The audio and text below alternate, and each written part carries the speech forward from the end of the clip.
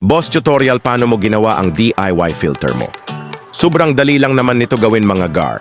Ang kailangan mo lang isang hose at isang air stone. At kung wala kang air stone, pwede naman di mo nalagyan.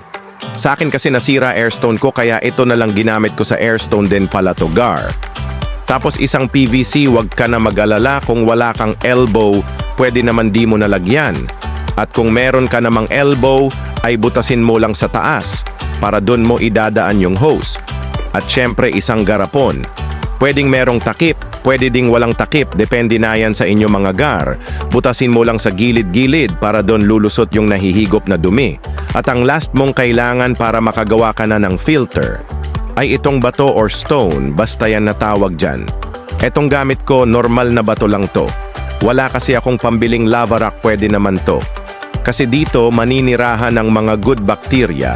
Depende na rin yan sa inyo kung anong ilalagay nyo, pwedeng foam at tsaka lava rock. Ito ipapakita ko sa inyo paano setup. Ilagay mo lang yung hose mo sa PVC tsaka pagkatapos mo malagay, saksak mo na yung air stone.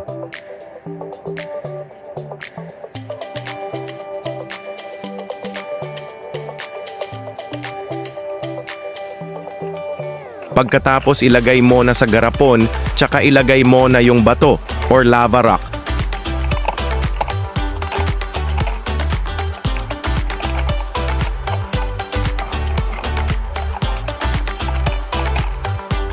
Tapos ito na magiging resulta.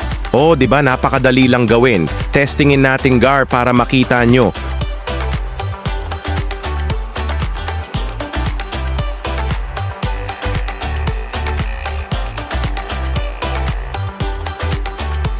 Oh, ayan na siya gar, napakagandang tignan lalo na pag sa aquarium nyo nilagay.